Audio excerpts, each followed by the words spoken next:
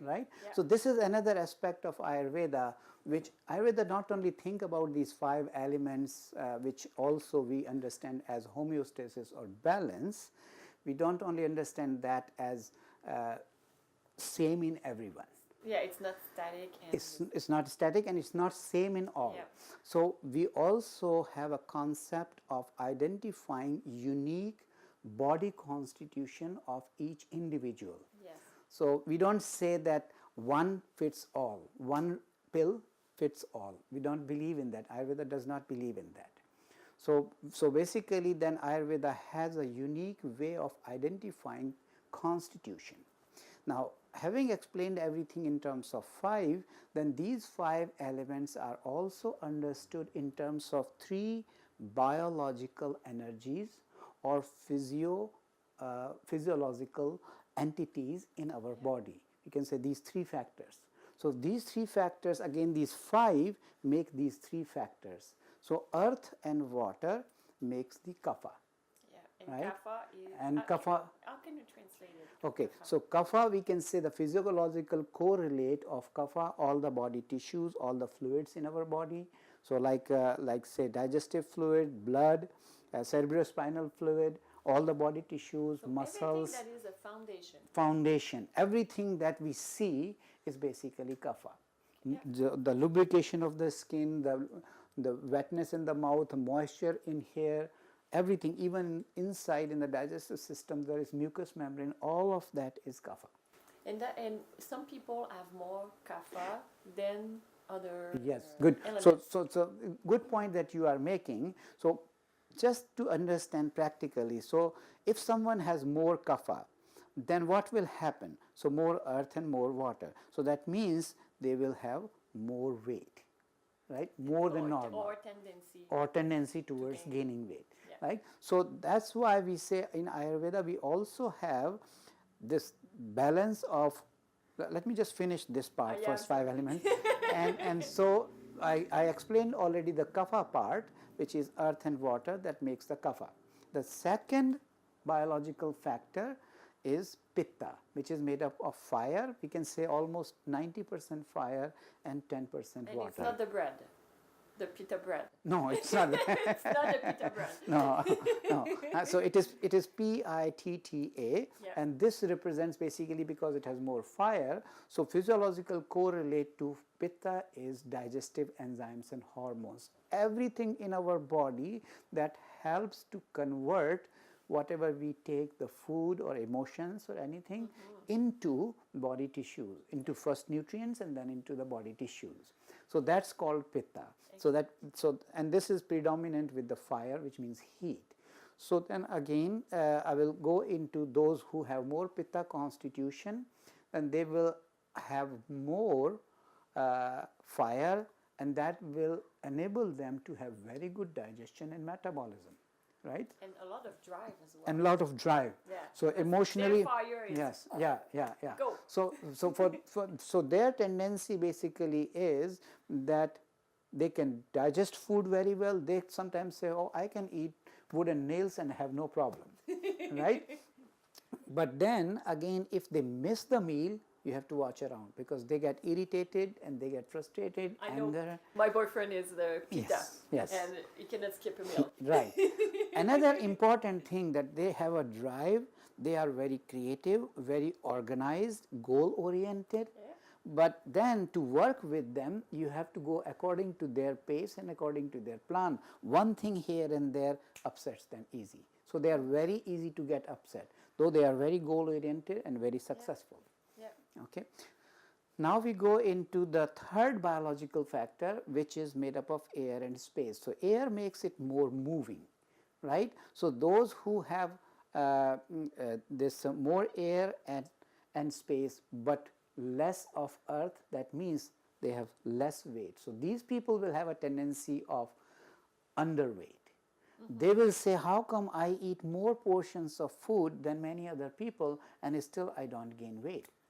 And there are the other people like kapha, and they say, I smell the food and gain weight, right? And so that person in front of me, she can eat anything. Anything, and it's still no problem. Exactly. Okay, so these are three Kapha, Pitta and Vata, these are three factors, three biological factors. Balance of these factors brings the health, and imbalance of any of those brings the imbalance according to whichever is out of balance. So now we have understood the 5 elements and the balance and imbalance of those. We have understood the 3 doshas made up of these from these 5 elements. We also understood, now there is one thing that is very important to understand. Just like in the modern system we have genetic makeup. Everyone is born with a genetic makeup. In Ayurveda, we already categorize that genetic makeup. The difference is genetic makeup is useful only for a genetist. If you know your genetic makeup, it's just an information, you cannot make much use of it. No. But there is a born genetic makeup, or we can say born predominant dosha. And if we know that, then just like we know that, okay, if I am genetically kapha, or I am genetically pitta, or I am genetically vata, and then kapha is made up of earth and water. So according to that, earth is more heavy, water is more oily. So that means I have predominance of heavy and oily qualities in me. So that means if I eat more heavy and oily food, I will happen to gain weight easy. Yeah, earth will be more present in my body. Exactly. Yeah. So then that means I have to, if I have to reduce this, not gain this, I have to eat opposite of that. So I have to eat more the dry foods, more light foods, and more hot foods or spicy foods, and that will keep me balanced and healthy. So what is the difference between the modern categorization of genetic makeup over Ayurvedic categorization of genetic makeup as of Kapha, Pitta, Vata? That you can choose, you can design your diet plan, you can design your lifestyle plan to stay healthy. So in one word, this information is empowering to you for prevention as well as health maintenance. And it's what I like from Ayurveda, because when I'm more on a kapha tendency, like I know I have to bring some fire or to bring some air to get moving and to go back.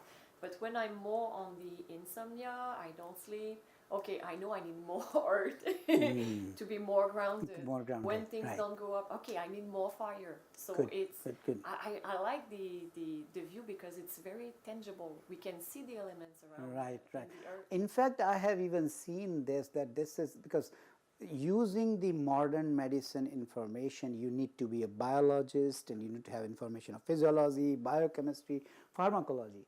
But this information, is so simple that even when I taught this information in a period of just 1 or 1.5 hour to only 4th graders. I was teaching a class in States, and I was invited to give a lecture on Ayurveda, introduction of Ayurveda to 4th graders. And to my surprise, even in matter of 1 hour, the children were able to get it because all of them experience the taste, sweet, sour, salt, pungent, bitter, astringent. All of them experience hot, cold, oily, dry, heavy, light. So within 1 hour of this presentation, they were able to understand what I should be eating, in what circumstance. Not that they became Ayurvedic expert, but at least they got some understanding.